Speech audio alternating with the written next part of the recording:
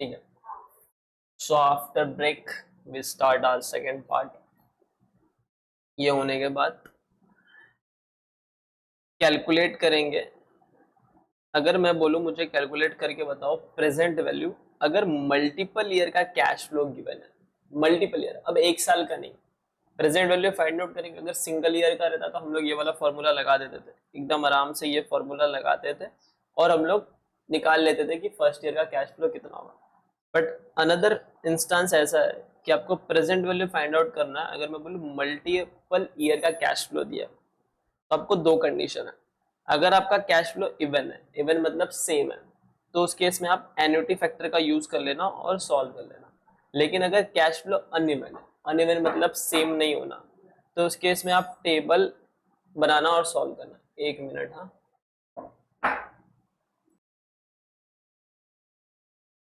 बार बार चल जाता है।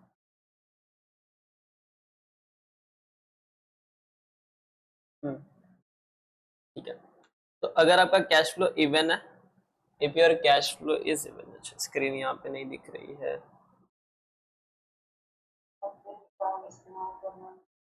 क्या हुआ?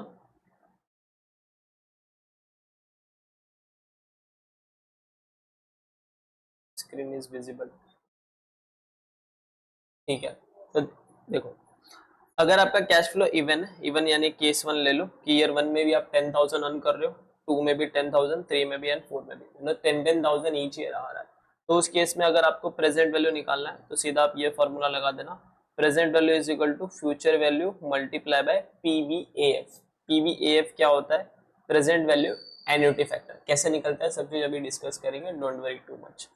फिर आता है आपका कैश फ्लो अनइवन। अगर कैश फ्लो अनइवन है तो उस केस में आपको टेबल बनाना है और सॉल्व करना है। ये टेबल बनाना है, year cash flow PVIF and present value करके। और इसका पीवीआईएफ क्या होता है? पीवीआईएफ मतलब प्रेजेंट वैल्यू इंटरेस्ट फैक्टर, यानी ईच ईयर का जब हम लोग इंटरेस्ट निकालते हैं उसको बोलते हैं प्रेजेंट वैल्यू इंटरेस्ट फैक्टर। और बहुत सारे ईयर का इंटरेस्ट निकाल के अगर आप उसको क्लब कर दोगे, ऐड कर दोगे, उसको बोलते हैं प्रेजेंट वैल्यू एन्युटी फैक्टर। ठीक है, ईच ईयर का इंटरेस्ट निकालोगे उसको बोलेंगे प्रेजेंट वैल्यू इंटरेस्ट फैक्टर। और बहुत सारे ईयर का इंटरेस्ट निकाल के उसको क्लब कर दोगे, ऐड कर दोगे, तो उसको बोलते हैं पीवीएएफ। अब देखो यहाँ पे क्या आ रहा है, एग्जाम्पल से सॉल्व करते हैं। एग्जाम्पल ये ईयर है 1 2 3 4 और आपका केस वन है। केस वन में आपको ईयर वन में 10,000 मिल रहा है, ईयर टू में भी सेम, ईयर थ्री और ईयर फोर सब में सेम। और केस नंबर टू है, केस नंबर टू में ईयर वन में आपको 10,000 है, ईयर टू में 12,000, ईयर थ्री में 9,000 एंड ईयर फोर में 12,000। यानी यहाँ पे कैश फ्लो आपका अनइवन है, यानी सेम नहीं है। तो कैश वन को, केस नंबर वन को हम लोग इससे सॉल्व करेंगे और केस नंबर टू को हम लोग टेबल बना के सॉल्व करेंगे। देखो कैसे सॉल्व होता है। For case number one, cash flow is even, so we can use annuity factor। अब ये चीज मैं आपको सॉल्व करके बता देता हूँ।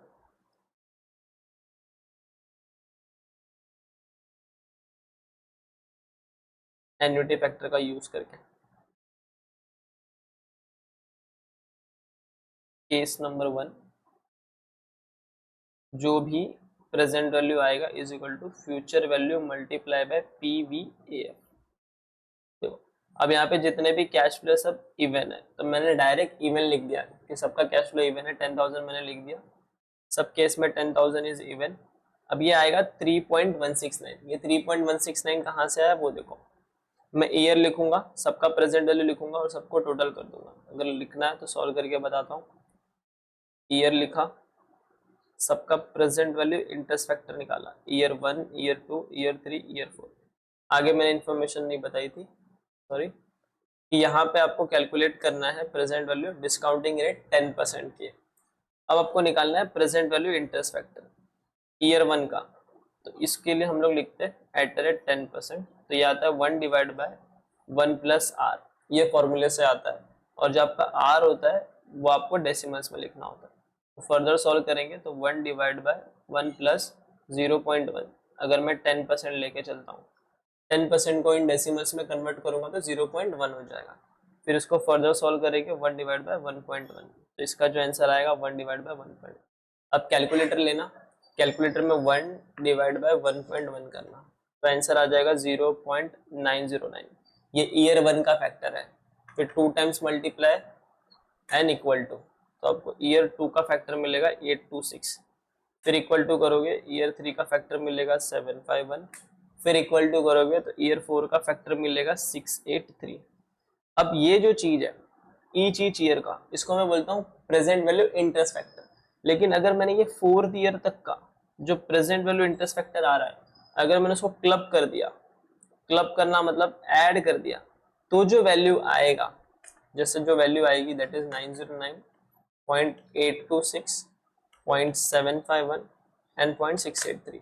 तो ये जो वैल्यू अब निकल के आएगा दैट इज 3.169, ये मेरा होता है एन्युटी फैक्टर।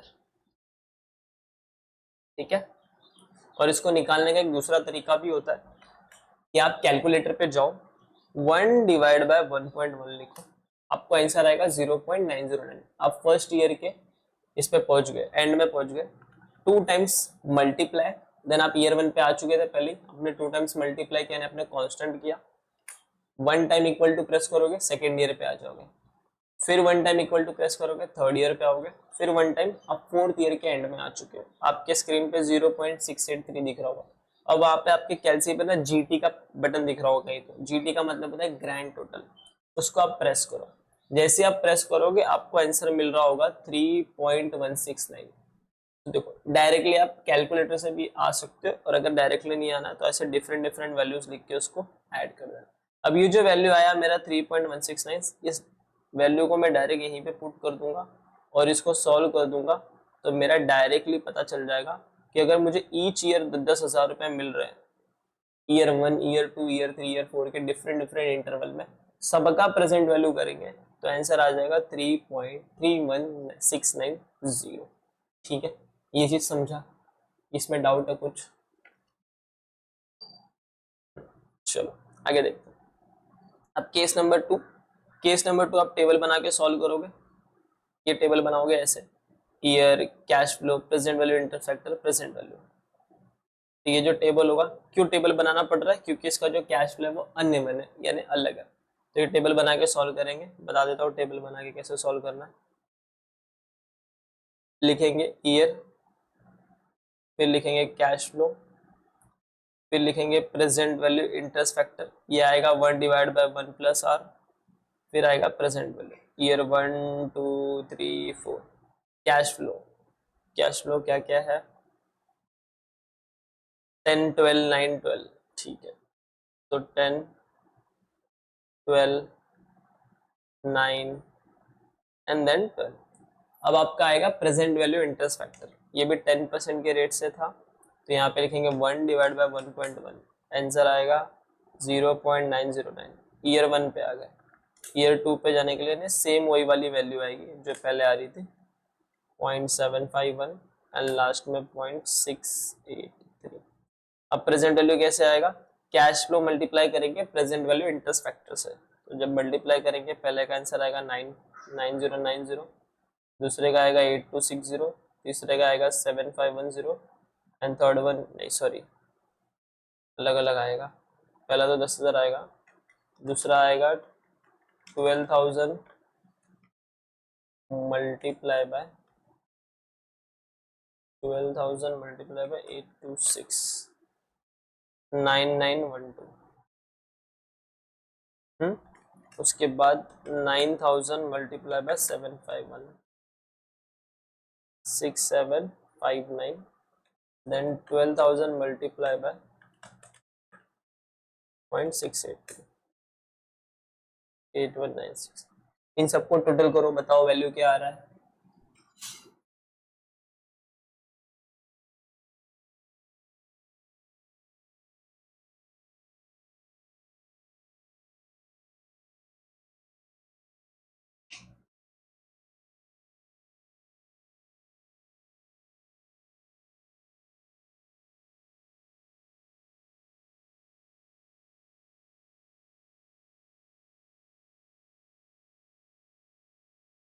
आवाज है कितना है? 3959 थोड़ी आएगा 33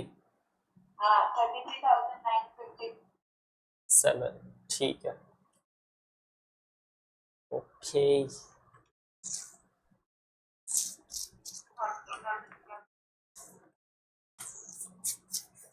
तो ये जो वैल्यू आई मेरी, it is nothing but the present value, ठीक है, of this multiple cash flows. तो ये कंसेप्ट समझा, case one, case two and all this thing, if your cash flow is even uneven and all this thing करके। तो फिर मैं आगे बढ़ू,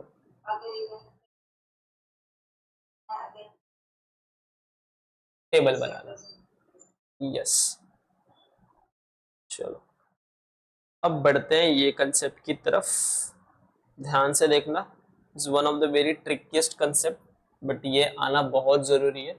ये यहाँ पे ही अप्लाई नहीं होता, YTM बहुत सारे चैप्टर्स में भी अप्लाई होता है, तो ये सारी चीजें आपको समझ में आनी चाहिए, सो दैट ये कंसेप्ट एकदम ध्यान से देखना।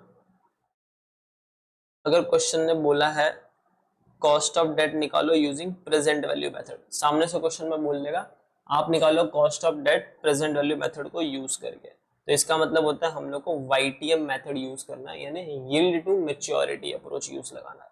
What is the yield to maturity, वो अप्रोच हम लोग को यूज करना है, तो देख लो। और हम लोग इसको कभी कभी IRR भी बोलते हैं कि यहाँ पे हम लोग को IRR यूज करना पड़ेगा, that is internal rate of return. Internal rate of return का चैप्टर का लिंक दूसरे चैप्टर्स में भी है, वहां पे IRR कैसे निकालते हैं उसका एक झलक आपको यहाँ पे देखने मिलेगा। और इसको दूसरा भी नाम दिया जाता है ट्रायल एंड एरर मेथड। तो तीन चीजें, अगर मैं बोलूँ प्रेजेंट वैल्यू मेथड निकालो तो भी यही फॉलो करना है, YTM अप्रोच लगाऊं बोलूँ तो भी यही फॉलो करना है, IRR बोलूँ तो भी यही, और IRR का दूसरा नाम होता है ट्रायल एंड एरर मेथड। अब देखो यहाँ पे जो भी कॉस्ट ऑफ डेट निकलता है is also calculating bye discounting the relevant cash flows using internal rate of return. तो जो भी कॉस्ट ऑफ डेट होगा वो IRR का एक रेट निकलेगा, वो रेट निकलेगा, उसी रेट से अपने को डिस्काउंटिंग करना। IRR क्या होता है वो सारी चीजें भी देखेंगे, it is the internal rate of return. अब YTM का कंसेप्ट क्या होता है वो देखना। YTM बोल रहा है YTM is the annual return of an investment from current date till maturity date. यानी फॉर एग्जांपल मैं कहीं पे पैसा डाल रहा हूँ 10,000 रुपए में, और 10,000 का बन रहा है वो 12,000 रुपए एक साल बाद, तो रिटर्न मेरा कितना आएगा, 10,000 रुपए डाला, एक साल बाद 12,000 बन गया, यानी 2,000 का प्रॉफिट डिवाइड बाय 10,000 मैंने डे वन पे डाला था, मल्टीप्लाई बाय 100, तो ये बन गया 20%। तो ये 20% के रेट को ही मैं बोलता हूँ YTM, यानी यील्ड टू मैच्योरिटी, मैच्योरिटी तक मुझे कितना पैसा कमा के मिला। एंड YTM का दूसरा नाम होता है, YTM क्या होता है, YTM is the internal rate of return at which current price of a debt equals to present value of all cash flows. मतलब अगर ये कैश फ्लो, अगर इसी का एग्जांपल लूं तो देखो ये एग्जांपल में डिफरेंट डिफरेंट कैश फ्लो आ रहे हैं, ठीक है, और जैसे हम लोगों ने इसका प्रेजेंट वैल्यू किया वो कितना आया 33,957। तो YTM का मतलब क्या होता है कि अगर मैं ये सारे कैश फ्लोज को एक डिस्काउंटिंग रेट से डिस्काउंट करूं, एक रेट से डिस्काउंट करूं, तो जो मेरा प्रेजेंट वैल्यू आएगा उसके इक्वल टू आएगा। यानी अगर दूसरे शब्द में बताऊं, सपोज करो कि मेरा 1,000 रुपीज आज के डेट में प्रेजेंट वैल्यू है, और फ्यूचर में ईयर 1, ईयर 2, ईयर 3 में डिफरेंट डिफरेंट एक्स अमाउंट आ रहा है, ठीक है, और अगर इन सारे अमाउंट को मैं जिस रेट से डिस्काउंट करूं कि मेरा जो आज के दिन पे वैल्यू आ जाए वो 1,000 आ जाए, उस रेट को मैं बोलता हूँ YTM, और इसका दूसरा भी नाम होता है IRR, यानी इंटरनल रेट ऑफ रिटर्न। तो इतना याद रखना, जब भी एग्जाम में बोला YTM या फिर इंटरनल रेट ऑफ रिटर्न, यानी वो रेट होती है अगर उस रेट से मैंने फ्यूचर्स के कैश फ्लो को डिस्काउंट किया तो आज के दिन जो वैल्यू है वो वैल्यू मुझे मिल जाएगा, यानी जो बॉन्ड का एक्चुअल में जो प्रेजेंट वैल्यू है वो वैल्यू मिलेगा। इस चीज को और डीप में समझेंगे दूसरे चैप्टर्स में भी, बट अभी के लिए इतना समझ लेना कि एक IRR का फॉर्मूला है जो अपने को लगा कि ये क्वेश्चन सॉल्व करना है, ठीक है। अब ये क्वेश्चन है, स्टेप्स है, साथ ही साथ करते जाएंगे इस क्वेश्चन को, you also solve in your solution notes, so that ये कंसेप्ट क्या है, मेथड क्या है वो समझ में आए। देखो ध्यान देना इसके अंदर हाउ टू सॉल्व, तो पहले तो ये क्वेश्चन है, क्वेश्चन को बाद में पढ़ेंगे। सबसे पहले स्टेप नंबर 1 में आइडेंटिफाई करना है cash flow, it include both cash outflow and cash inflow. अब यहाँ पे ना एज एन इन्वेस्टर पर्सपेक्टिव सोचना है, ठीक है, एज एन इन्वेस्टर पर्सपेक्टिव कि आप कहीं पे पैसे डाल रहे हो। तो देखो मैं बात करता हूं एक डिबेंचर के अंदर पैसे इन्वेस्ट करें, 3 साल के लिए, ठीक है। तो डिबेंचर के अंदर मैंने अमाउंट इन्वेस्ट किया 3 ईयर्स के लिए। डे 1 पे एज एन इन्वेस्टर मुझसे लिया गया 10,000 और इसका डिबेंचर का जो इंटरेस्ट है वो है 10%, ठीक है। तो डे 1 पे मेरा ईयर 0 पे क्या हो गया, मेरा कैश आउटफ्लो हो गया, क्योंकि एज एन इन्वेस्टर मेरे जेब से 10,000 चलेगा। उसके बाद हर साल ईयर 1, ईयर 2 एंड ईयर 3 मेरे जेब में कुछ तो पैसा आएगा, इंटरेस्ट मिलेगा ना हर साल। तो मेरे जेब में क्या आएगा, इंटरेस्ट का फैक्टर आएगा। यहाँ पे भी इंटरेस्ट, यहाँ पे भी इंटरेस्ट, यहाँ पे भी इंटरेस्ट। अब ये जो इंटरेस्ट आएगा ये मेरा कितना आएगा, 10,000 का 10%, तो वो आ जाएगा मेरा 1,000। ये 1,000, ये 1,000 और ये 1,000, ये मेरा क्या बन जाएगा, इनफ्लो बन जाएगा कि मेरे जेब में इतना पैसा आने वाला है, ठीक है। यहाँ तक समझा। ईयर 3 के एंड में एक और चीज होगी जो होगी मैच्योरिटी। अब ये जो मैच्योरिटी होती है वो रिडीमेबल वैल्यू पे होता है, रिडेम्पशन वैल्यू बोलते हैं उसको, रिडेम्पशन वैल्यू।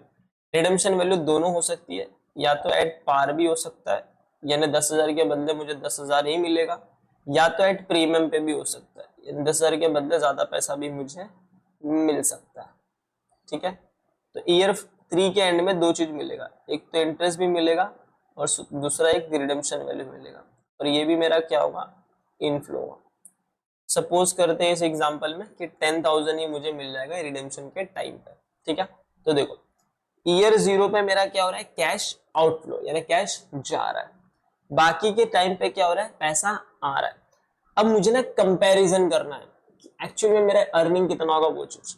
तो मैं क्या करूंगा, ईयर 1, ईयर 2, ईयर 3 और ये जो रिडेम्पशन मिला, ये क्या मुझे आज के डेट में मिल रहा है क्या, नहीं, ये मुझे फ्यूचर में मिल रहा है। तो मुझे अगर कंपेयर करना है तो मैं क्या करूंगा, इस सारी चीजों को आज के डेट पे लेके आता हूँ, ठीक है। और एक चीज निकालता हूँ जिसका नाम होता है एनपीवी। एनपीवी का मतलब होता है नेट प्रेजेंट वैल्यू। ये नेट प्रेजेंट वैल्यू कैसे निकलता है, ये निकलता है, हमें प्रेजेंट वैल्यू निकालना है कैश इनफ्लोज का। तो ये जो भी इनफ्लोज हो रहे हैं ना, इस इनफ्लोज का प्रेजेंट वैल्यू निकालेंगे, उसमें से माइनस कर देंगे present value of cash outflow. अब देखो ईयर 0 पे तो प्रेजेंट वैल्यू सेम ही आएगी, तो PV of CI minus PV of CO करके फॉर्मूला होता है, जिससे आपका नेट प्रेजेंट वैल्यू निकलता है। आप देखते हो एक्चुअल में आपका प्रेजेंट वैल्यू कितना है करके। यहां तक समझा, ये चीजें अब तक क्या चल रही है, ये कोई डाउट है?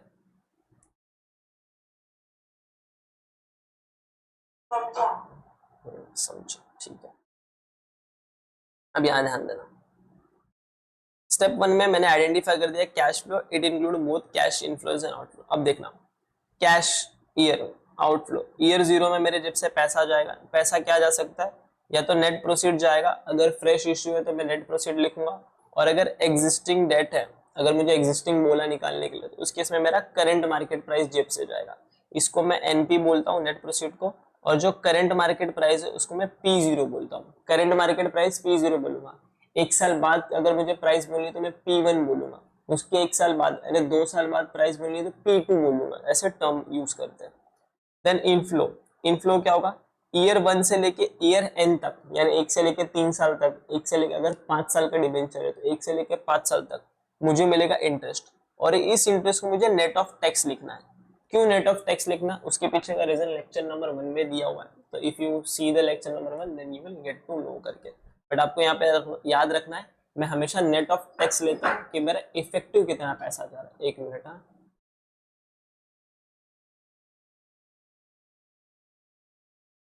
बार बार बंद करने पे ये स्क्रीन हट जाता है।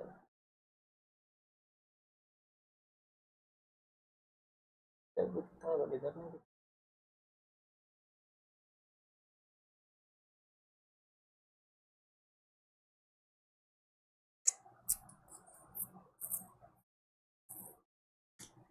हम्म,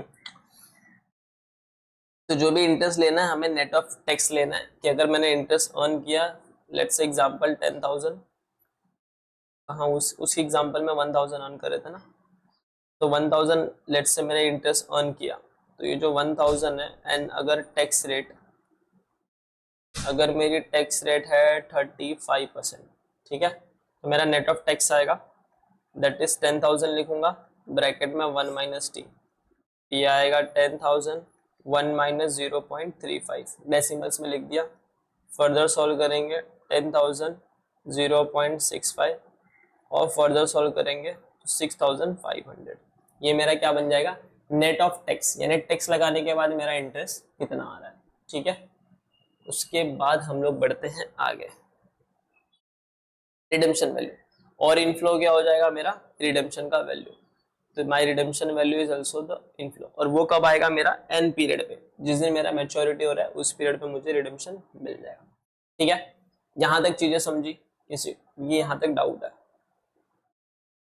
चलो समझा ना। अब ये एग्जांपल है, इस एग्जांपल को लेते हुए क्वेश्चन सॉल्व करेंगे।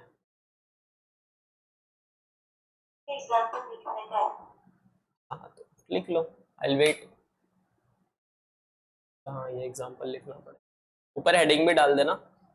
क्या हेडिंग डालना, ये हेडिंग डाल देना, cost of debt using present value method और YTM approach, IRR, trial and error सब डाल देना, फिर एग्जांपल लिखना।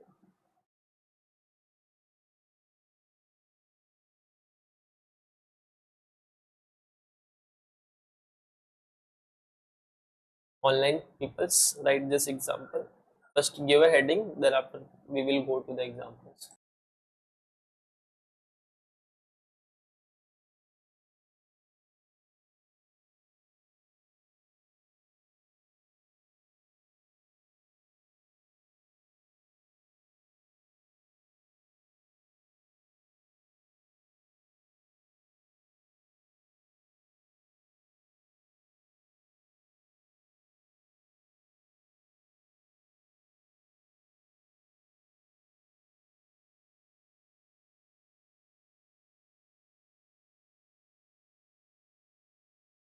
हाँ ये एग्जाम्पल लिख लो।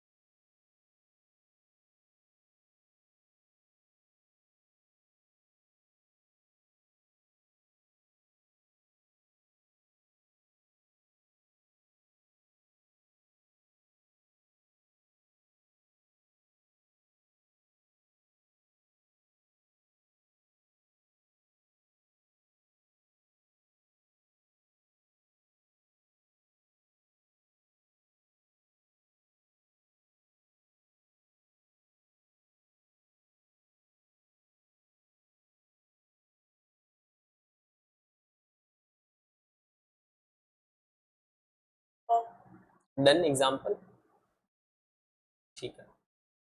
नाउ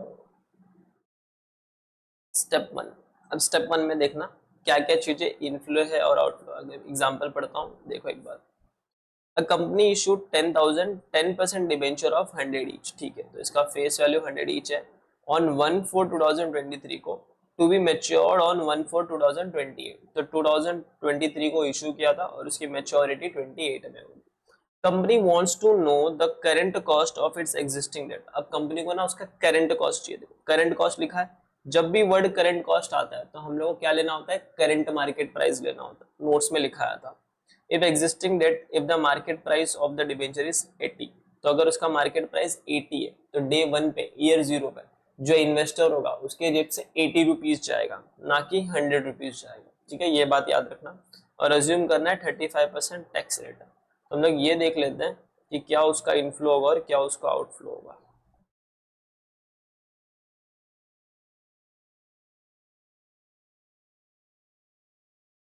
देखो जैसा क्वेश्चन में बोला है, स्टेप 1 में आपको क्या करना है वो बताता हूँ क्वेश्चन में जाने से पहले। इन स्टेप 1 सबसे पहले आपको आइडेंटिफाई करना है कैश फ्लोज, जिसके अंदर कैश आउटफ्लो और कैश इनफ्लो भी होगा। तो कैश लिखोगे, outflow inflow inflow, year 0 1 to n और n। ये तो मैंने शायद एक्सप्लेन किया है कि ईयर 0 में आपका आएगा net proceed in case of fresh issue, और अगर एग्जिस्टिंग डेट है तो करेंट मार्केट प्राइस लेना है आपको। इंटरेस्ट नेट ऑफ टैक्स निकालना है और एन में रिडम्पशन वैल्यू लेनी है। तो स्टेप 1 में सबसे पहले ये वैल्यूज फाइंड आउट करना, वो कैसे आएगा यहाँ पे देख लो। स्टेप 1 में अगर मैं लाइन ड्रॉ करके बताऊं, ईयर 0 में मेरे जेब से 80 रुपीज जाएगा, ठीक है, ये मेरा पैसा जाएगा। फिर ईयर 1, ईयर 2, और अब इसमें 5 ईयर्स है ना, ईयर 3,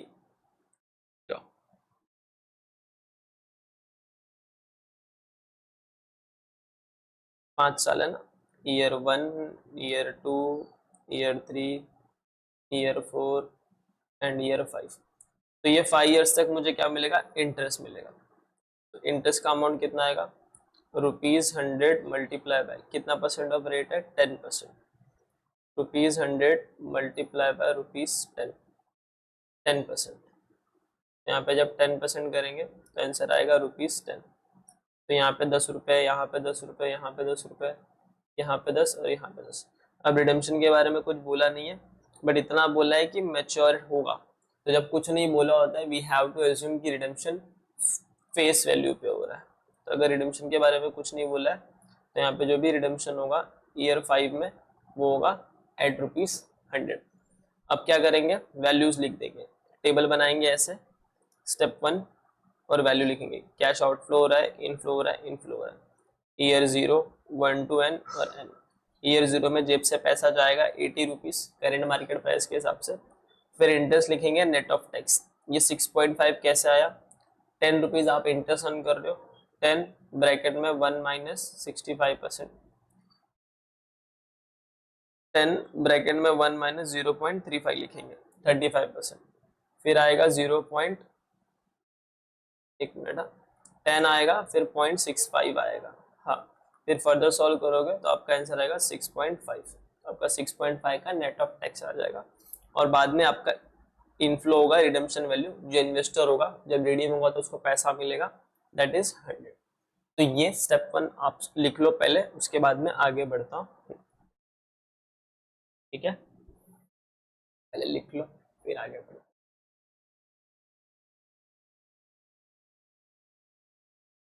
हेलो, हाँ हाँ हो गया लिख के।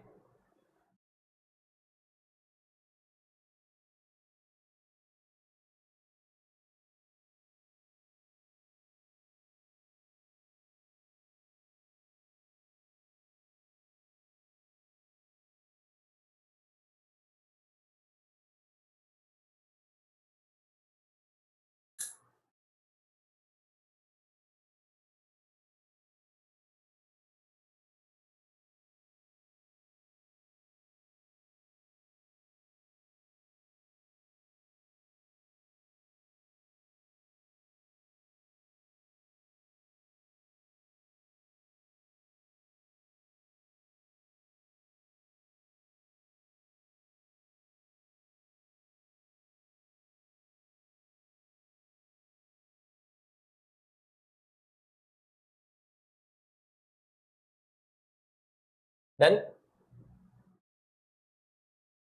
ठीक है। अब आईआरआर में आगे बढ़ने से पहले ना, मतलब आईआरआर कैसे सॉल्व करते हैं वो मैं एक बता देता हूँ। देखो, इन केस ऑफ आईआरआर ना, अब आईआरआर मेथड लगाना है इसको सॉल्व करने के लिए। तो सबसे पहले हम लोग ना स्टेप 1 में फाइंड आउट कर लेते हैं कि कैश आउटफ्लो क्या है एंड कैश इनफ्लो क्या है। फिर स्टेप नंबर 2 में हम लोग कोई भी रैंडम दो डिस्काउंटिंग रेट लेते हैं, रैंडम इंटरेस्ट रेट लेते हैं, कोई भी दो रेट लेते हैं, we take 2 random rates and निकालते हैं प्रेजेंट वैल्यू। क्या निकालते हैं हम लोग, प्रेजेंट वैल्यू निकालते हैं। बट ये जो प्रेजेंट वैल्यू निकालते हैं, अब देखो कैश आउटफ्लो का प्रेजेंट वैल्यू क्या होगा, वो तो 1 ही होगा, बट हो सकता है ना कभी कभी डिफरेंट भी होता है। तो कैश आउटफ्लो का प्रेजेंट वैल्यू निकालेंगे, कैश इनफ्लो का प्रेजेंट वैल्यू निकालेंगे। अब निकालना है प्रेजेंट वैल्यू, यानी हम लोग क्या करेंगे, डिस्काउंटिंग करते हैं। तो स्टेप नंबर 2 में दो कोई भी रेट लेते हैं और उसका यूज करके डिस्काउंटिंग करते हैं। स्टेप नंबर 3 में फॉर्मूला लगाते हैं, और ये जो फॉर्मूला होता है वो फॉर्मूला होता है लोअर रेट प्लस, जब आप डिस्काउंटिंग करोगे ना, डिस्काउंट करने के बाद एक स्टेप और याद रखना, आप निकालते हो एनपीवी, ठीक है। तो स्टेप नंबर 1 में कैश आउटफ्लो निकाला, कैश इनफ्लो निकाला। स्टेप 2 में कोई भी दो रेट लेके हम लोग क्या करते हैं, प्रेजेंट वैल्यू निकालते हैं। जब वो दो रेट लोगे ना आप, तो आपका जो प्रेजेंट वैल्यू आएगा, उस प्रेजेंट वैल्यू निकालने के बाद जब आप एनपीवी निकालोगे तो याद रखना, एक एनपीवी का वैल्यू पॉजिटिव आना चाहिए और दूसरा एनपीवी नेगेटिव आना चाहिए, तभी वो दो रेट यूज हो सकते हैं। एक एनपीवी का वैल्यू पॉजिटिव आना चाहिए, दूसरा एनपीवी का वैल्यू नेगेटिव आना चाहिए, और डिफरेंस ज्यादा भी नहीं होना चाहिए। 10, एक में 10% ले लिया, दूसरे में 15 ले लिया, एक में 15 दूसरे में 20, ऐसा मत करना कि एक में 10 एक में 20। देखना पहले एक से निकाल के देखना कि पॉजिटिव आ रहा है, क्योंकि जितना आप रेट का डिफरेंस लोगे 10 to 20 उतना आपका आंसर के अंदर डिफरेंस आता है। तो ट्राई करना 10 13 10 15 ऐसे रेंज लेके यूज करना। एग्जाम में सर अगर ऐसा क्वेश्चन आएगा तो क्या होगा, 101% वो आपको दे देंगे रेट कि 10% का प्रेजेंट वैल्यू फैक्टर ये है, 15% का प्रेजेंट वैल्यू फैक्टर ये है, तो आपको वही वाले रेट्स यूज करने, ठीक है। तो अगर एग्जाम में बोलेगा तो आपको वही वाले रेट्स यूज करने, उसके अलावा दूसरे रेट्स यूज नहीं करने। वो एग्जामिनर देगा आपको, बट जब नहीं देगा तब अपना दिमाग लगाना।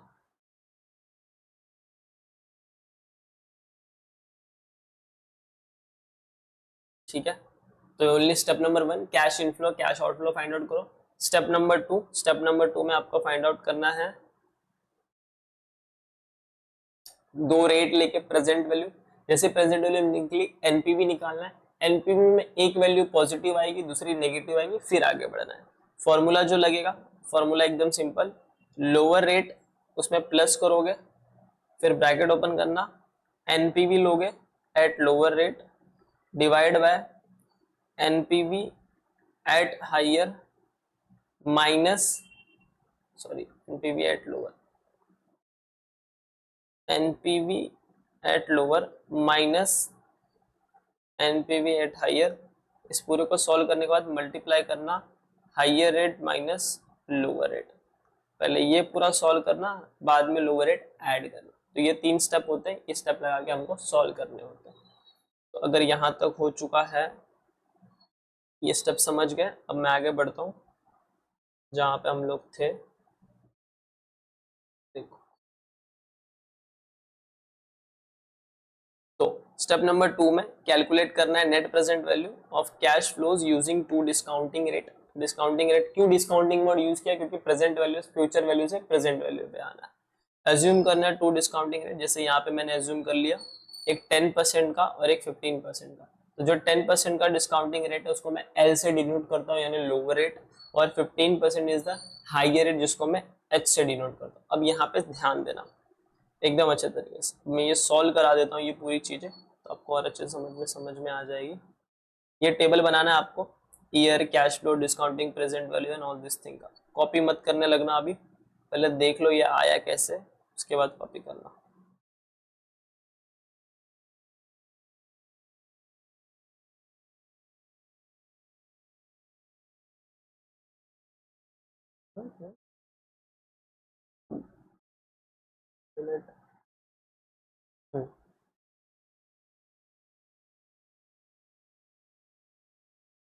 देखो सॉल्व करके बताता हूँ आपको।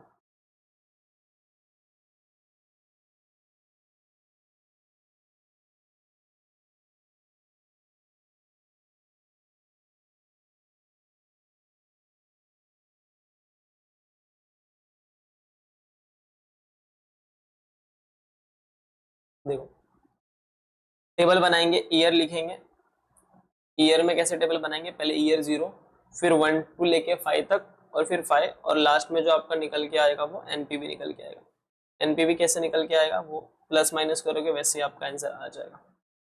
फिर डिस्काउंटिंग फैक्टर ले लेना एक लोअर वाला, and present value. Present value कैसे आएगा, कैश फ्लो मल्टीप्लाई बाय इसके डिस्काउंटिंग फैक्टर से करोगे तो प्रेजेंट वैल्यू आएगा। फिर दूसरा डिस्काउंटिंग फैक्टर लेना 15% के रेट से, फिर आप प्रेजेंट वैल्यू कैसे आएगा इसमें, ये कैश फ्लो, ये discounting factor, this multiply by this करोगे तो इसके प्रेजेंट वैल्यू निकल के आ जाएगा। अब देख लो कैश फ्लो। कैश फ्लो हम लोग ने ऊपर वाले स्टेप नंबर 1 से बनाया था कि ईयर 1 में 80 रुपीज का कैश फ्लो माइनस में जा रहा था, ईयर 1 से लेके 5 तक 6.5 आ रहा था नेट ऑफ टैक्स, और ईयर 5 में 100 रुपीज का रिडेम्पशन वैल्यू था। अब हमको निकालना है डिस्काउंटिंग फैक्टर। डिस्काउंटिंग फैक्टर याद रखना, ईयर 0, देखो अगर आप ईयर 0 पे डिस्काउंटिंग फैक्टर निकालोगे 10% का तो 1 ही आएगा, ऑलवेज 1 आएगा। 1 रुपए को आप कितना, आप 1 रुपए का कितना डिस्काउंटिंग फैक्टर करोगे, 1 आएगा। बट जो 1 से लेके 5 तक होगा इसका डिस्काउंटिंग फैक्टर अलग आएगा, 1 से लेके 5 तक। वो कैसे करेंगे हम लोग, अब देखो यहाँ पे याद रखना, ये जो 6.5 है, ये जो आपका 6.5 है, ये 6.5 हर साल मिल रहा है कि नहीं मिल रहा है, this 6.5 would be at every year. तो यहाँ पे मेरा कैश फ्लो क्या है, इवन है कि अनइवन है, बोलो जरा। तो यहाँ पे मेरा जो कैश फ्लो होगा वो क्या बन जाएगा, मेरा इवन कैश फ्लो हो जाएगा। और जब मेरा कैश फ्लो इवन है तो मैं एन्युटी फैक्टर का यूज कर सकता हूँ। किसका यूज कर सकता हूँ, एन्युटी फैक्टर का। तो यहाँ पे मैं क्या करूंगा, एन्युटी फैक्टर लिख दूंगा। एन्युटी फैक्टर कैसे आएगा, रेट क्या है 10%, तो मैं कैलकुलेटर पे जाऊंगा और मुझे 5 साल तक का चाहिए ना, 1 से लेकर 5 तक का। तो मैं क्या करूंगा, कैलकुलेटर पे जाऊंगा, 1 डिवाइड बाय 1.1 करूंगा, 1 डिवाइड बाय 1.1, कैलकुलेटर पे गया, 1 डिवाइड बाय 1.1 किया, आंसर आया 0.909। 2 टाइम्स मल्टीप्लाई बाय कांस्टेंट करने के लिए, ये ईयर 1 पे मैं हूँ, अब मुझे 4 टाइम्स और प्रेस करना है ताकि मैं ईयर 5 पे चला जाऊँ। तो 1 2 3 4, मेरा आंसर आ रहा है 0.6209। अब मैं क्या करूंगा, डायरेक्ट आंसर चाहिए तो मैं जीटी का बटन प्रेस करूंगा। जैसे ही जीटी प्रेस करूंगा मेरा आंसर आएगा 3.790 आ रहा है, बाद में 7 है तो मैं राउंडिंग ऑफ करके 3.791 कर दूंगा। ठीक है, राउंडिंग ऑफ करके क्या कर दूंगा, 3.791, और यही वाली वैल्यू मैं डायरेक्ट यहाँ पे लिख दूंगा 3.791। समझा। उसके बाद ईयर 5 का डिस्काउंटिंग फैक्टर निकाल देंगे। देखो यहाँ पे पूरा ऐड मत कर देना क्योंकि ये सिर्फ ईयर 5 का वैल्यू है, ये 1 से लेके 5 तक का वैल्यू है, और ये वाला जो वैल्यू है सिर्फ ईयर 5 का वैल्यू है। 1 डिवाइड बाय 1.1, 1 2 3 4, इसका आंसर आएगा 0.621, राउंडिंग ऑफ करेंगे। अब प्रेजेंट वैल्यू निकालना है, क्या करेंगे, this multiply by this, this multiply by this, this multiply by this, तो अपने को ये वाले वैल्यूज मिलेंगे। तो पहले का आंसर आपका आएगा -80 क्योंकि कैश आउटफ्लो हो रहा है, पैसा जा रहा है। दूसरा सॉल्व करोगे 6.5 मल्टीप्लाई बाय 3.791, ये आंसर आएगा 24.64, एंड लास्ट वन आ जाएगा 62.10। ठीक है, यहां तक समझा कि डाउट है कुछ? ठीक है, आगे बढ़ते हैं 15% की तरफ। 15% का डिस्काउंटिंग फैक्टर ईयर 0 में तो 1 ही आएगा, उसमें कुछ ये नहीं है। 1 से लेके 5 तक का निकालेंगे तो ये भी सेम इसी तरह, यहाँ पे 1.15 के जगह पे 1.1 के जगह पे 1.15, ये कैसा है, हम लोग क्या करते थे 1 divide by 1 plus R, 1 divide by 1 plus R. अब ये जो 15% है, 15% का डेसिमल निकालेंगे तो 0.15 आता है, यानी 15 डिवाइड बाय आप 100 कर देना, तो यहाँ पे आएगा 0.15। इसको फर्दर सॉल्व करेंगे 1.15। ठीक है, तो कैलसी पे लेना 1.15, 1 डिवाइड बाय 1.15, तो आप ईयर 1 पे पहुंच जाओगे। फिर उसके बाद equal to 2 times multiply by, then 4 times आपको इक्वल टू प्रेस करना है, 1 2 3 4, तो आपका आंसर आ रहा होगा कहीं ना कहीं 0.497। आप ये देखो, आप ये वाला फैक्टर निकालते हो ना, आप 5th ईयर पे पहुंच जाते हो, तो ये टाइम पे ना डायरेक्टली 5th ईयर का वैल्यू लिख देने का 0.497। ठीक है, एक बार यहाँ पे देख लो, उसके बाद आगे सॉल्व करना। तो आपने लिख दिया 5th ईयर का फैक्टर 0.497। उसके बाद जीटी प्रेस कर देना तो आपको सबका सम भी मिल जाएगा 3.352। अब क्या करेंगे, ये कैश फ्लो है और ये डिस्काउंटिंग फैक्टर है, इससे इसको मल्टीप्लाई करना है। कभी लोग गलती से क्या करते थे, कुछ लोग ये वाले प्रेजेंट वैल्यू को इससे मल्टीप्लाई कर देते हैं, तो आपका पूरा आंसर गलत आ जाएगा। आपको ध्यान देना ये कैश फ्लो है और ये डिस्काउंटिंग फैक्टर है, तो मल्टीप्लाई करो, मल्टीप्लाई करेंगे ये 80 आ जाएगा, देन 6.5 मल्टीप्लाई बाय 3.352, ये आएगा 27.79 कर दो राउंडिंग ऑफ करके, एंड लास्ट का आंसर आएगा 49.70। ठीक है। अब एनपीवी निकालने के लिए क्या होता था, मैंने बोला था PV of cash inflow minus PV of cash outflow, तो बस इसी को सॉल्व कर देना, आपका ऑटोमेटिक आंसर आ जाएगा। पॉजिटिव आया, एक पॉजिटिव आएगा, एक नेगेटिव आएगा, तो -80 नेगेटिव में करना, देन 24.64, देन 62.10, तो आपका आंसर आएगा 6.74, प्लस में आएगा ये, एंड -80 प्लस 21.71 प्लस 49.70, ये आंसर आएगा -8.51। ठीक है, इसको करते हैं। ये टेबल समझा, इसमें डाउट है?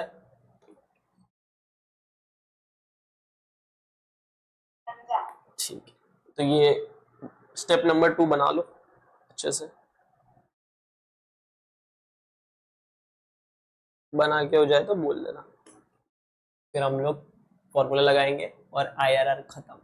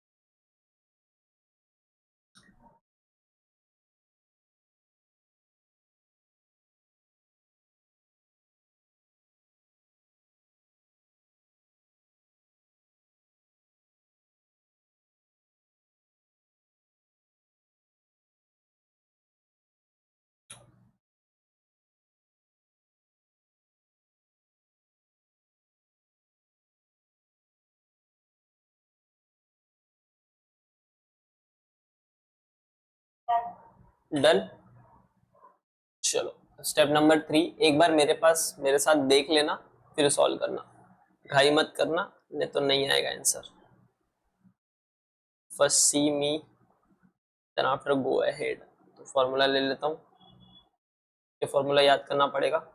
ठीक है, लोअर रेट लेना, पहले लोअर वाले को पकड़ना, फिर लोअर वाले का एनपीवी, पहले ये पूरा सॉल्व करना है, फिर लोअर वाले का एनपीवी लेना है, divide by NPV at higher, यहाँ पे लोअर करो, यहाँ पे हायर करो,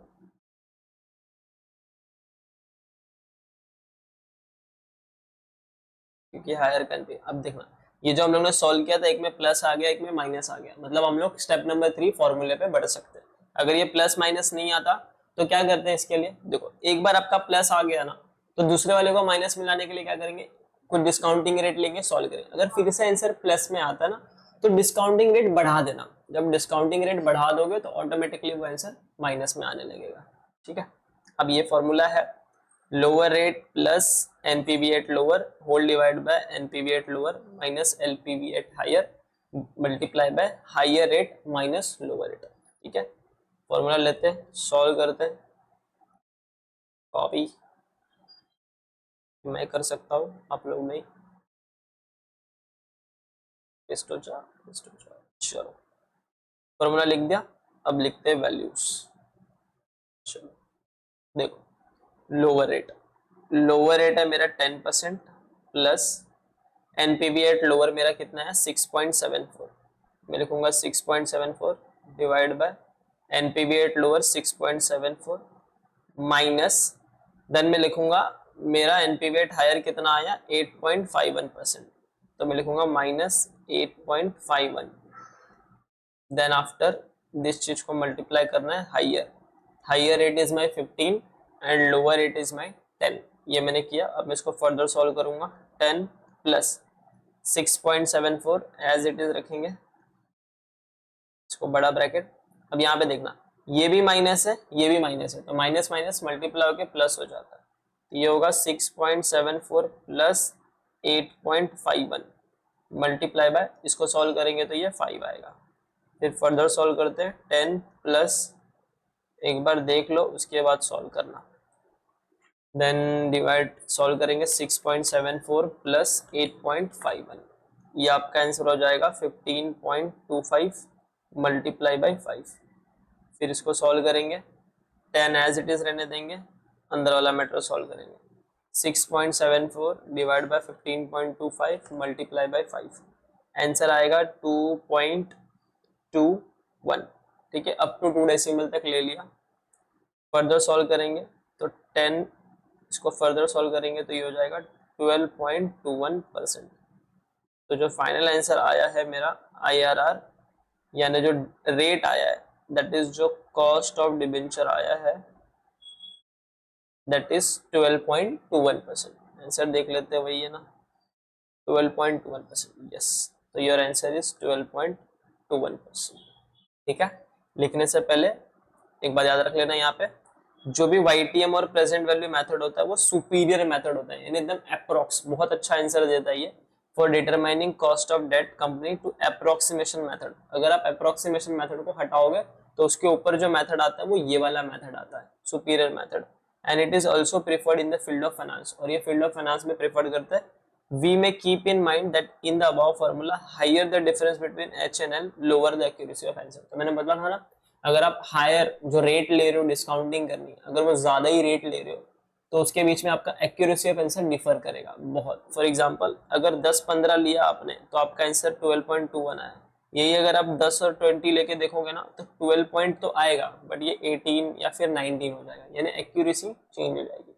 तो जितना ज्यादा गैप होगा उतना आपका एक्यूरेसी लोअर होगा।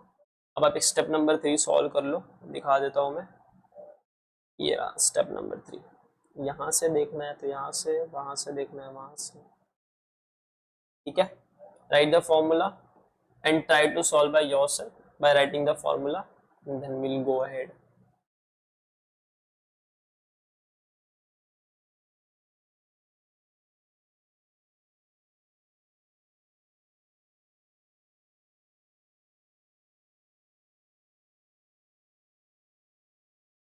सॉल्यूशन समझाना कैसे करना है इसका स्टेप 3 का। ठीक है,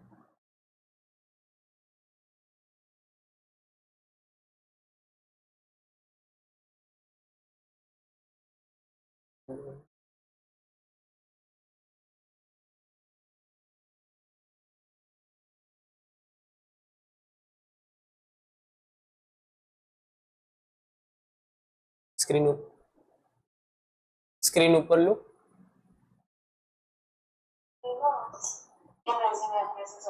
अच्छा ठीक है, I'll show you the main thing here now। मेरा नहीं आना है।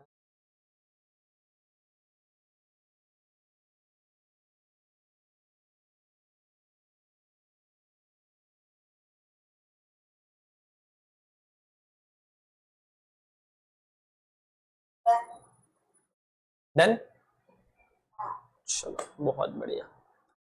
अब ना एक फॉर्मूला फॉर्मूला बुक बनाना, फॉर्मूला बुक, और फॉर्मूला बुक में ना मैं भी बता रहा हूँ, अभी स्क्रीनशॉट ले लेना, बाद में लिख लेना उसको।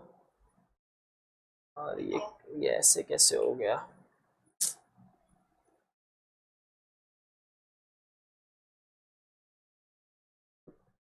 देखो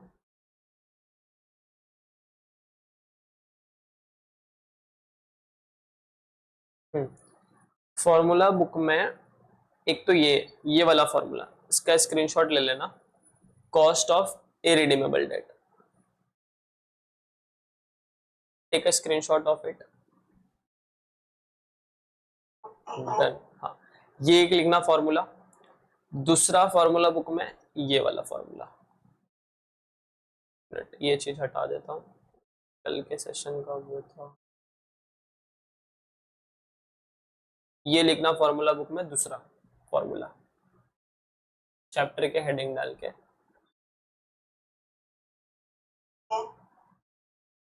एक मिनट वापस लेना है स्क्रीनशॉट, केडी इधर आ गया भाग के, अब लेना। ये लिखना दूसरा फॉर्मूला, और तीसरा फॉर्मूला जो अभी मैंने पढ़ाया आईआरआर वाला वो लिखना, बाकी ये इवन नॉट इवन है तो कंसेप्ट नोट्स में मिल जाएगा, ये वाला फॉर्मूला।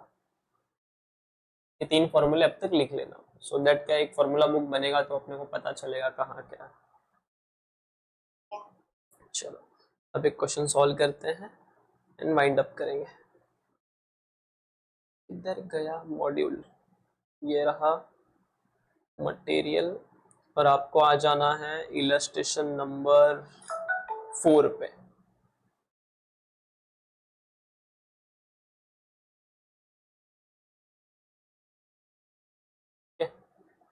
तो मॉड्यूल में इलस्ट्रेशन नंबर 4 पे आ जाना।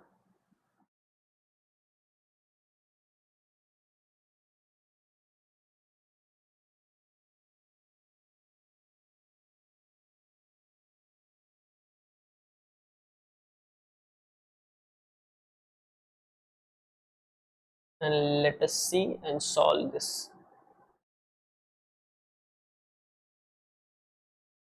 See क्वेश्चन क्या बोल रहा है, institutional development bank issued zero interest deep discount bond. Zero interest deep discount bond क्या होता है? Zero interest deep discount bond का मतलब होता है जहां पे आपको इंटरेस्ट नहीं मिलेगा। तो इसमें सर कैसे अर्निंग होगी अगर इंटरेस्ट ही नहीं मिलेगा? इसमें बेसिकली क्या होता है, जैसे ये एग्जांपल में देख लो, फेस वैल्यू 1 लाख रुपीज है, बट उसने इशू किया 2500 में, यानी ईयर 0 पे सामने वाला इन्वेस्टर मुझे 2500 देगा, बट इसकी मेच्योरिटी कितनी है? 25 ईयर्स। तो 25 साल बाद क्या होगा? 25 साल बाद जो इन्वेस्टर्स है उसको मिल जाएगा ₹1,00,000। ठीक है, तो ईयर 0 पे इन्वेस्टर को सिर्फ 2500 देना है एंड 25 साल बाद सामने वाले को मिलेगा ₹1,00,000। तो बीच का जो इसका डिफरेंशियल अमाउंट है दैट इज 97,500, यही सामने वाले की अर्निंग हो जाती है। तो यहाँ पे इंटरेस्ट नहीं मिलता, डिफरेंशियल अमाउंट उसकी अर्निंग हो जाती है, और ये इनिशियली डिस्काउंट पे इशू होता है। अब यहाँ पे हम लोग देखेंगे, और इसमें बोल रहा है कंप्यूट करो cost of debt if there is no corporate tax, यानी कॉर्पोरेट टैक्स है ही नहीं, तो टैक्स वाला झमेला तो यहाँ पे है नहीं। अब सवाल ये आता है कि यहाँ पे लगाना कौन सा मेथड है? अप्रोक्सीमेशन मेथड लगाना है, दैट इज ये वाला फॉर्मूला जो हम लोग ने 2 देखा था फॉर्मूला, आई ब्रैकेट में 1 minus T plus R V minus N P upon N whole bracket R V plus minus plus N P upon 2, या फिर आईआरआर वाला मेथड लगाना है। तो अभी हम लोग ने वो जो नोट पढ़ा था, जब हम लोग वो पढ़ रहे थे फॉर्मूला, जहाँ पे 2 चीजें लिखी थी, ये कंसेप्ट नोट्स रहा, एंड यहाँ पे when we are reading the formula this one वाला, तो मैंने यहाँ पे वर्ड लिखा था कि इट इज इफ, यहाँ पे ध्यान देना, ये मैंने नहीं पढ़ा था, कल के सेशन का ये पार्ट है। Higher the difference between RV and NP lower the accuracy of answer and in this situation one should not use this formula. तो अगर एनपी यानी नेट प्रोसीड जो मिला और रिडीमेबल वैल्यू जो देना है, अगर उसके बीच का डिफरेंस बहुत ही ज्यादा है तो आपको ये अप्रोक्सीमेशन मेथड यूज नहीं करना। तो उस केस में कौन सा मेथड यूज करेंगे? अभी जो आईआरआर वाला पढ़ा वो, क्योंकि यहाँ पे हम लोग ने नोट में ये भी पढ़ा कि आईआरआर वाला मेथड अप्रोक्सीमेशन मेथड से ज्यादा सुपीरियर है। तो और ये क्वेश्चन सॉल्व करते हैं, देखते हैं क्या है क्या नहीं। तो चलो देखते हैं, टाइमलाइन बना के देखते हैं कहाँ क्या पैसा आएगा। ईयर 0 में मुझे मिलेगा 2500, और जब इसका ईयर एंड हो जाएगा यानी आफ्टर 25 ईयर्स लेटर ऑन, 25 साल का डिस्काउंटिंग फैक्टर निकालना पड़ेगा, तो ईयर 25 पे हमको मिल जाएगा 1 लाख रुपए। ठीक है, अब देखो बीच में कोई भी इंटरेस्ट वाला फैक्टर नहीं है, यानी ईयर 0 पे मेरा ये आउटफ्लो हो रहा है और ईयर 25 पे मेरा इनफ्लो हो रहा है। और ये जो इनफ्लो है ये सिर्फ रिडीमेबल वैल्यू है और ये जो पैसा है ये मेरा नेट प्रोसीड है, ठीक है। और इंटरेस्ट तो कुछ इसमें है ही नहीं, तो मुझे क्या करना है, प्रेजेंट वैल्यू इसका निकालना है, इसका निकालना है। तो स्टेप नंबर 1 में लिख लेते हैं इनफ्लो क्या है और आउटफ्लो क्या है, फिर आगे बढ़ेंगे। So step number 1 inflow and outflow देखते हैं।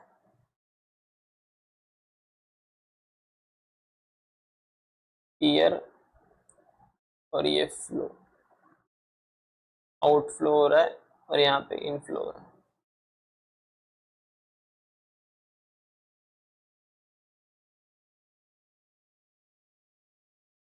कैश, ठीक है। ईयर, ईयर एक तो मेरा 0 और दूसरा एन, एन मतलब 25। ईयर 0 में कैश आउटफ्लो कितना हो गया 2500 का और 25 में आउटफ्लो होगा इतने का, ठीक है। यहां तक समझा, बोलो यहां तक समझा तो आगे बढ़ो, है ना। अब आगे बढ़ते हैं हम लोग। एंड आगे बढ़ने के बाद स्टेप 1 हो गया। स्टेप नंबर 2, स्टेप नंबर 2 में क्या करते थे हम लोग, टू डिस्काउंटिंग रेट लेते थे और उसका प्रेजेंट वैल्यू निकालते थे। सपोज करते हैं यहाँ पे डिस्काउंटिंग रेट एक 15% के लिए लेते हैं और एक 16% के लिए लेते हैं सॉल्व करने के हिसाब से। तो हम लोग का वही सेम टेबल बनेगा, year, cash flow, then present value discounting factor, present value interest factor at rate 15%, present value, then present value interest factor 16% and present value. देखो ये ईयर 0 है और यहाँ पे ईयर 25 है। कैश फ्लो लिख देते हैं 2500 और यहाँ पे आएगा 1,00,000 रुपए। अब इंटरेस्ट फैक्टर याद रखना निकालते टाइम, यहाँ पे तो 1 आएगा, ठीक है, लेकिन इसका क्या आएगा 25 वाले का, जिसको हम लोग निकालेंगे ऐसे 1 डिवाइड बाय 1.15। ये 1 डिवाइड बाय 1.15 कैसे लिखा वो समझा कि उसमें डाउट है वापस। हाँ, अब हम लोग को 25th ईयर पे जाना है तो हम लोग यहाँ पे 25 लिखेंगे अपॉन में 25। अब कैलसी पे कैसे सॉल्व करेंगे वो ध्यान देना। कैलसी पे लिखेंगे 1 divide by 1.15, 1 divide by 1.15। Answer आ रहा होगा 0.86956 समवेयर अराउंड। फिर 2 टाइम्स मल्टीप्लाई बाय कांस्टेंट किया और इक्वल टू कितने टाइम प्रेस करेंगे 24 टाइम्स, 25 टाइम्स मत प्रेस करना। तो गिनते हुए 24 टाइम्स इक्वल टू प्रेस करो 1 2 3 4 5 6 7 8 9 10 11 12 13 14 15 16 17 18 19 20 21 2 3 4, ठीक है। आंसर आ रहा है समवेयर अराउंड 0.03037। तो मैं इसको राउंडिंग ऑफ करता हूँ 0.3034 करके, ठीक है। तो इसका आंसर आएगा 0.0304, ठीक है। आया answer? You had also solve this? हाँ, यही आंसर आ रहा है 0.034 काइंड ऑफ, ठीक है। फिर हम लोग प्रेजेंट वैल्यू निकालते हैं। इसका प्रेजेंट वैल्यू आएगा पहले वाले का 2500, ये माइनस में रहेगा क्योंकि आउटफ्लो हुआ था। एंड नीचे वाले का भी प्रेजेंट वैल्यू निकालेंगे 1 लाख मल्टीप्लाई बाय 0304, तो आंसर आएगा 3040। अब होने के बाद प्रेजेंट वैल्यू डिस्काउंटिंग फैक्टर 16% से, तो 1 डिवाइड बाय 1.16 रेज टू 25। कैसे सॉल्व करेंगे, 1 डिवाइड बाय 1.16 लेंगे, 1 divide by 1.16, 1 divide by 1.16 equal to press करेंगे तो आंसर आ रहा होगा 0.862 multiply by 2 times and equal to 24 times, multiply by 1 2 3 4 5 6 7 8 9 10 11 12 13 14 15 16 17 18 19 20 1 2 3 4 answer is coming out 0.02446 rounding off करते 2 डेसिमल तक तो ये हो जाएगा 0.0245 you are also coming the same ये अलग आ रहा है नहीं आया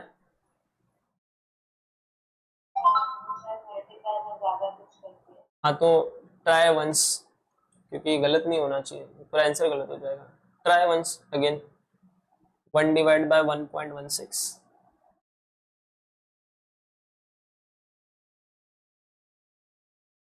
equal to multiply 2 times then 24 times equal to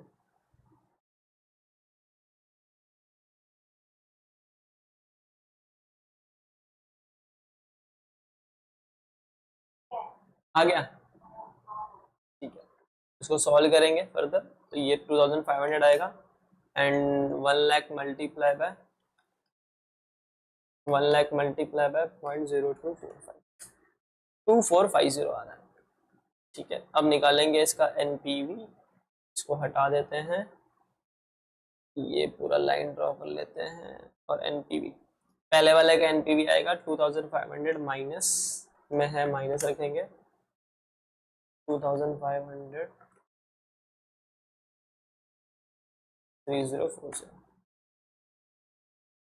exam में याद रखना यहाँ पे माइनस मत लगाना ना सीधा 2500 कैलसी पे लिखना उस पर माइनस का साइन पुट करना फिर प्लस का साइन दबाना और 3040 लिखना 540 आएगा एंड दूसरे का आंसर आएगा 2450 -50 ठीक है तो अपना एक आंसर पॉजिटिव आ गया और एक आंसर नेगेटिव आ गया एग्जाम में क्या होगा ये रेट दिया होगा का yes examiner has given the rate या फिर एग्जामिनर ना आपको ये दे देगा प्रेजेंट वैल्यू इंटरेस्ट फैक्टर दे देगा तो वो present value interest factor use करके आईआरआर सॉल्व करना अब देखो एक प्लस में आ गया एक माइनस में आ गया तो अपन लगाएंगे स्टेप नंबर 3 आईआरआर वाला formula lower rate plus bracket open NPV at lower divide by NPV at lower minus NPV at higher then multiply by higher minus lower further solve करेंगे तो लोअर रेट 15% थी plus NPV lower पे आई 540 divide by 540 lower की NPV minus 50 higher की NPV multiply by 16 minus 15 एक बार देख लेना फिर सॉल्व करना 15 प्लस 540 लिखेंगे एज इट इज अब ये क्या हो जाएगा इसको सॉल्व करेंगे माइनस माइनस प्लस हो जाएगा तो ये हो जाएगा 590 540 प्लस 50 590 मल्टीप्लाई बाय 1 फिर आप फर्दर सॉल्व करोगे 15 प्लस पहले ये ब्रैकेट सॉल्व करना है गलती से भी एग्जाम में ना इसको इसमें प्लस मत कर देना हाँ पूरा रायता फैल जाएगा बता दे रहा हूँ समेट नहीं पाएगा कोई फिर आके 540 divide by 590 multiply by 1 answer is coming 0.9152 को 54 कर देना फिर इसमें प्लस कर देना 15.9154 और 15.91%। अब एक बार यहाँ पे ध्यान देना परसेंटेज का बता रहा हूँ एग्जाम में क्या करना पता है एक अप टू 4 डेसिमल तक करके भी सॉल्व करना और परसेंटेज क्लिक कर देना और अप टू 2 डेसिमल तक भी लिख के आ जाना तो एग्जाम में ना दोनों लिख के आ जाना लिखने में क्या जाता है 10 सेकंड एक्स्ट्रा जाएगा बट अगर एग्जाम के सजेस्टेड में ये आंसर ना हो कि सिर्फ ये होगा तो मार्क्स मिल जाएगा क्योंकि कोई कोई एग्जामिनर इतने बेकार होते ना वो लोग यही ढूंढ रहे होते कि ये वैल्यू किधर है ये वैल्यू नहीं मिला एग्जामिनर मार्क्स नहीं देगा तो ऐसा 2-2 3 लिख के आ जाने का और करके कुछ नहीं होता है मार्क्स मिल जाता है ठीक है 5.91 is the answer. Let's see the real answer. Illustration में क्या आ रहा है आसपास ही आना चाहिए 5.89, ठीक है, अप्रॉक्स आंसर है, आपको मार्क्स मिल जाएंगे, ठीक है। ये सॉल्व कर दिया कि मेरे साथ कि बाकी है सॉल्व करना?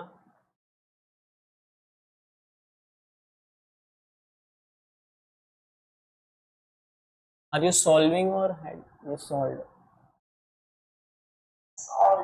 ठीक है, तो बस डन फॉर द डे। आज का जितना समझा उसमें कोई डाउट? चलेगा, ठीक है, डन फॉर द डे।